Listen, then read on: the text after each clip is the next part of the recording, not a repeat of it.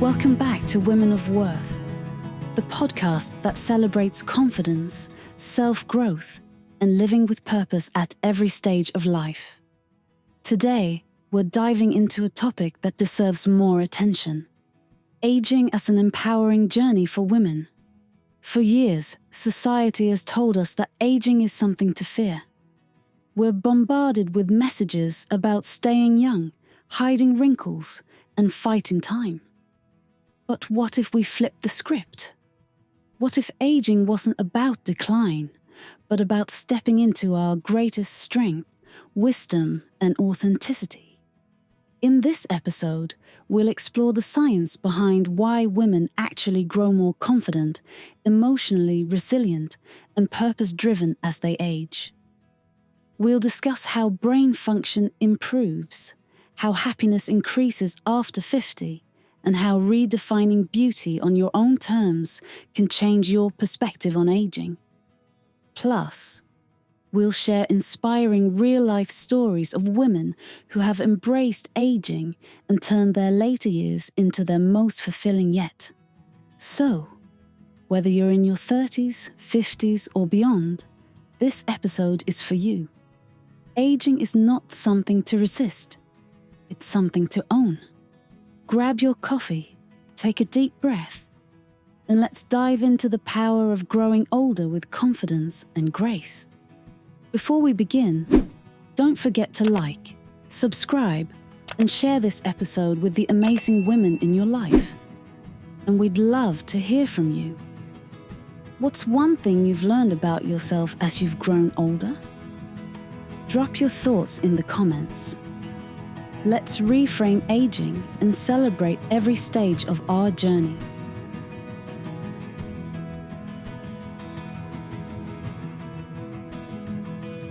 All right, let's dive into something a lot of you have been asking about, especially our female listeners: embracing aging. We're taking SO2 EP19. It's a podcast episode with the same title. And we're really going to unpack what it means for women to not just age gracefully, but powerfully. You know, it's really interesting because this source kind of flips the script on aging. Instead of dreading those birthday candles, it argues that aging is when women really hit their stride in terms of confidence, wisdom, even career success. Yeah, like leveling up in real life. And they're not just giving us feel-good vibes. They actually bring in some science to back it up. I'm hooked. Where do we start? Well, they jump right into this idea that confidence actually peaks for women in midlife and beyond. And they actually have a study to back it up. It's from Psychology and Aging. And they followed women over decades, not just a snapshot in time, but really tracking how their self-perception changed. So it's not just that older women in that moment felt good, but that over time, women tend to become more self-assured. But why is that? Is it just because society kind of expects less of us as we age, so maybe the pressure's off? You know, that's a really interesting point, but the source suggests that something a little deeper is going on. They talk about these hormonal shifts that happen, particularly the decrease in estrogen, and that can actually make women less susceptible to anxiety and maybe a little more assertive. So biology's on our side. It seems that way. But it's not just hormones, right? Experience must play a role too. Absolutely. The source points out that as we get older, we just accumulate this wealth of experience, right? Both the good and the bad we learn from our mistakes, navigate challenges, develop coping skills. All of that really contributes to a sense of mastery over our lives. Yeah, we've earned our confidence stripes. We've been through it. We came out stronger. And I actually give an example of this with Clara. Yes. Clara is a 55-year-old lawyer, and she used to really struggle with imposter syndrome. And now she's leading her firm and not second-guessing herself constantly. And this really resonates with this idea that as women age, we often shift from seeking external validation to really valuing our own internal compass. Yeah, we stop needing everyone else to tell us we're good enough. We just know it deep down. Yeah. We're more confident. But does that translate into how we handle all of life's, ups and downs? Yeah. Because let's face it, stuff still happens as we get older. That's where the source brings in this concept of emotional stability, and they highlight some research from the National Institute on Aging, which actually measured emotional fluctuations in people over time. And guess what they found? I know. Tell me. Okay, so older adults, and especially women, experience fewer highs and lows. And it's not that life gets any easier, but we become better equipped to handle it. And the source attributes this to a couple of things. One of them being lower levels of cortisol. That's our stress hormone. So less of that like fight or flight feeling surging through us all the time. Exactly. And it's also about experience. Again, think about how you would react to a frustrating situation now versus maybe 10 years ago. You've probably developed healthier coping mechanisms, learned to step back from those intense emotions, and just gain some perspective. It's like we're less reactive and more responsive, right? Instead of getting swept up in the drama, we can take a breath and choose how we want to engage. And the source mentions Jasmine and how her response to criticism changed, which is a great example of that. Yeah. At 60, Jasmine's learned to view criticism not as a personal attack, but as potential feedback, and that shift in mindset takes time and experience to cultivate. Yeah. You can't just magically download it. Right. Okay, so we're more confident, emotionally steady. But what about happiness? Does that magical U curve they talk about actually hold up? Because honestly, midlife can be a roller coaster. That's where it gets really interesting because they bring in this idea of a U-shaped happiness curve where life satisfaction dips in midlife but then swings upwards later on. And it's not just some feel-good theory. They actually cite research from the London School of Economics that tracked people's happiness levels over their lifespan. So it's not just that older people in the study happened to be happier, but that as people aged, their reported happiness tended to increase. Like I'm trying to picture this U-curve. Where is the bottom of the dip? Well, most studies put it somewhere in the 40s. And, if we're honest, that's a time of major transition for a lot of women. Career pressures, family demands, maybe even caring for aging parents. It can be a lot to juggle. No kidding. Yeah. But then the source says happiness tends to rise after 50. So what is driving that upward trend? Is it just that we're finally empty nesters and can, take that trip to Tuscany? Well, a little me time never hurts, but the source points to some deeper reasons for this happiness boost. And the first one is that women in this stage of life often let go of the need to please everyone. We've learned to set boundaries, say no without guilt, and prioritize what truly matters to us. Like Monica, who at 62 decided to, swap the corporate ladder for travel and experiences that brought her joy. That's the dream. But it sounds like it's not just about what we stop doing, but what we start valuing more. Exactly. The source talks about how women in this stage of life really prioritize meaningful relationships over superficial connections. We figured out who our true friends are, and we invest in those deep bonds. And finally, there's a greater appreciation for the present moment. Yeah, instead of, worrying about what's next or dwelling on the past, we're more likely to just savor those everyday joys. Which ironically might be why we finally get around to that trip to Tuscany. Yeah, it really is a shift in focus. And it makes me think, what are some of the things that you're looking forward to, experiencing more fully as you kind of enter this next chapter? Ooh, that's a great question for our listeners to think about. But before we get too far ahead of ourselves, the source really dives into how this shift in priorities plays out in specific areas of women's lives. And they start with this idea of letting go of perfectionism. Yeah, it's something so many women struggle with, especially in their younger years, right? This pressure to be like the perfect wife, mother, employee, and still somehow have a spotless house and, make Pinterest-worthy meals. Exhausting. But the source actually suggests this burden of perfectionism eases as we age. And they actually reference a study in personality and individual differences that found a link between declining perfectionism and increased life satisfaction. So why do they think this happens? They suggest it's partly about shifting priorities. Like we've learned that good enough truly is good enough. And also there's this growing self-acceptance that comes with age. They talk about Marissa, who at 58 is embracing her gray hair and wrinkles as signs of a life well lived. Yeah, instead of constantly trying to fix or hide our flaws, we start to really appreciate them as part of who we are. It's like we've earned the right to be perfectly imperfect. Okay, but what about our brains? Is it all downhill from here, cognitively speaking? That's a common misconception. The source really debunks it head on, and they highlight research from Harvard Medical School. And these aren't small studies. We're talking years of data on cognitive function across age groups. So what's the verdict? Do our brains turn to mush after a certain age? Quite the opposite, actually. While certain processing speeds, might slow down a bit, other cognitive skills actually improve with age. They found that older adults have better pattern recognition, enhanced problem-solving abilities, and stronger emotional regulation. So we might not be as quick on the draw with trivia, but we're better at connecting the dots, seeing the big picture, and keeping our cool under pressure. That's a pretty good trade-off, if you ask me. And the source mentions Sophia, who's a 65-year-old mentor.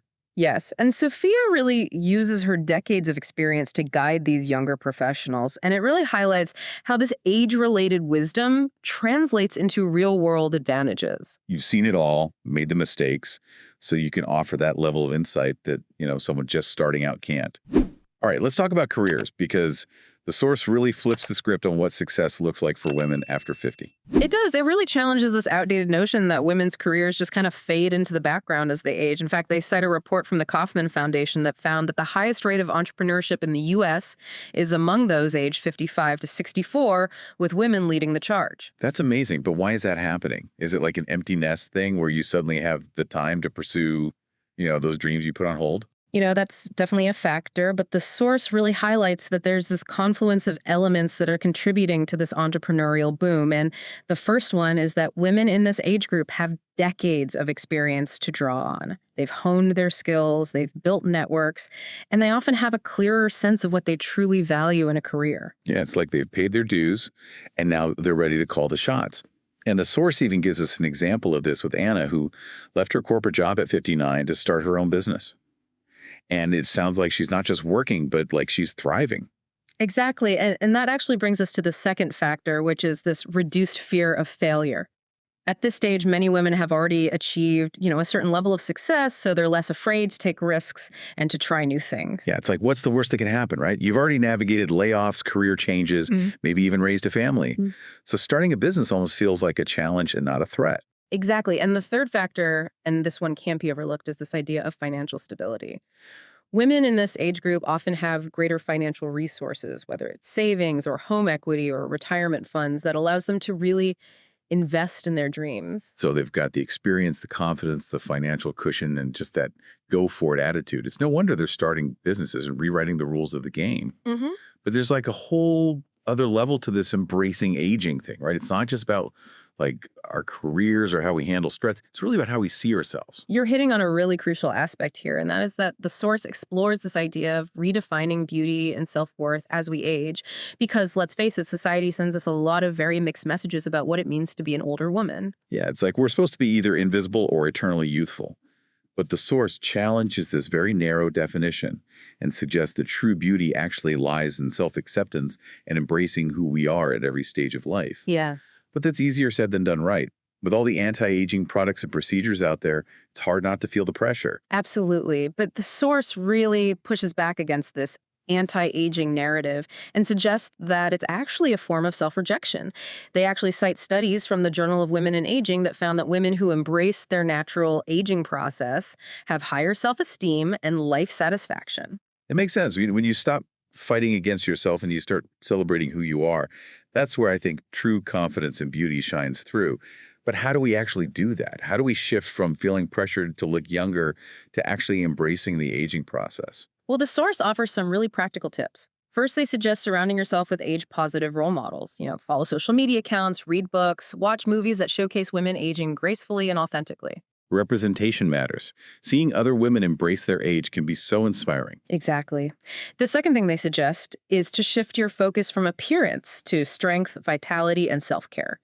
It's not about erasing wrinkles. It's about feeling good in your own skin, taking care of your physical and mental health, and just radiating energy and confidence from within. It's about feeling strong and vibrant, not just looking young. Like Diane from The Source, who at 61 decided to ditch the anti-aging products, focus on what truly made her feel good.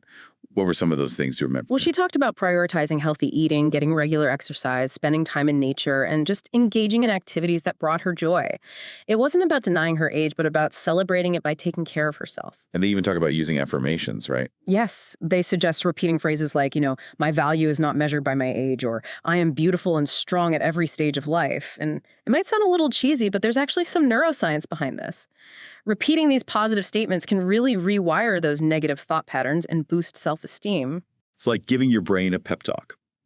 All right, so we've covered a lot of ground here. We've talked about confidence, emotional stability, happiness curves, letting go of perfectionism, brain power, careers, and even redefining beauty. It's clear that aging, especially for women, Isn't this downward spiral we're often led to believe? It's really not. The source is suggesting that it's actually an opportunity for growth, reinvention, and deeper fulfillment. But how do we practically embrace this new chapter? What are some actionable steps that we can take? Think positive and offer some real strategies. Yeah, they do. And it all starts with what they call a mindset makeover. So instead of thinking I'm getting older, the source encourages us to reframe it as I'm growing into my fullest self. I love that. It really shifts the focus from loss to potential. hmm But how do we actually make that mental switch? It's easy to say, but it's harder to embody, especially when society is constantly bombarding us with these messages about how, aging is a bad thing. Well, that's why the source really emphasizes this idea of conscious effort. They suggest a journaling exercise where you actually write down what you've gained with age, and not just material things, but, wisdom, resilience, self-awareness. What are you better at now than you were 10 years ago? What life lessons have shaped you? It's like taking inventory of all the amazing things that come with experience, because let's be real, we've all learned a lot along the way. Okay, so we're shifting our mindset, but then how do we kind of channel all this newfound energy and wisdom? Well, that's where the source dives into this idea of creating a purpose-driven life. And they suggest that this is especially important in our later years when we might have more time and flexibility to actually pursue the things that really matter to us. Yeah, it makes sense. When you're no longer consumed with building a career or raising a family, you finally have the space to ask yourself, what do I want my legacy to be? Exactly. And the source emphasizes that, this doesn't have to be about grand achievements or saving the world. It's about finding what lights you up, what makes you feel alive and engaged. It could be volunteering in your community, mentoring younger people, pursuing a creative passion, even starting that business we were talking about earlier. Yeah, it's about aligning your actions with your values and using your unique skills and experience to make a positive impact, whatever that looks like for you. And they even suggest setting new goals, right? It's never too late to learn something new or embark on a totally different path. That's a key message here. They're really encouraging us to embrace this idea of lifelong learning, whether it's taking a class, traveling to a new place, or, even just picking up a book on a subject that's always fascinated you. It's about staying curious and challenging yourself and refusing to let age define your limitations. I love that, because it's so easy to fall into that trap of thinking oh, I'm too old to learn a new language, or it's too late to switch careers. But they're saying, nope, you can do whatever you set your mind to. And before we wrap up, I want to touch on something that the source emphasizes throughout the entire episode, and that's self-care. Yeah, and it's not just about, pampering yourself with spa days, although those are nice too. The source really frames self-care as a vital part of healthy aging, as a way to really honor our bodies and our minds as we navigate this journey. And they highlight some specific areas to focus on, right? Like movement and stress reduction and just the basics of getting enough sleep and staying hydrated, things we all know we should be doing, but sometimes falls by the wayside. Exactly. And they emphasize that this isn't about denying the aging process. It's about supporting it. Staying active helps maintain our mobility and our energy levels, which can decline naturally with age. Stress reduction techniques, whether it's meditation or spending time in nature, help us manage, those emotional ups and downs that life inevitably throws our way. And getting enough sleep and staying hydrated are crucial for overall health and well-being, regardless of how old we are. It's like building that strong foundation for everything else we want to do. Yeah, and the source even challenges the language we use around self-care and suggests that we shift from anti-aging to pro-longevity. It's subtle, but it's an important distinction. Instead of fighting against time, we're embracing the opportunity to live long and healthy and fulfilling lives. That is a beautiful way to look at it. So as we wrap up this deep dive into embracing aging, what are some of the key takeaways our listeners should remember? Well, I think the overarching message here is that aging, particularly for women, isn't something to fear. It's a chapter to be embraced, with confidence and purpose and a healthy dose of self-love. We've debunked some myths about, declining brain function and showcased the unique strengths that come with age.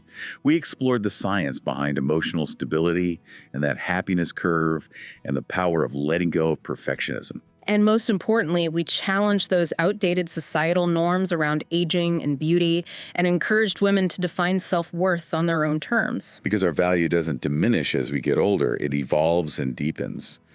So to all our listeners out there, embrace the journey, celebrate your age, and remember, you are not getting older.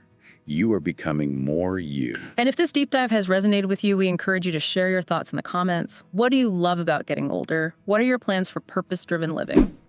Don't forget to like, subscribe, and share this episode with anyone who might benefit from this conversation.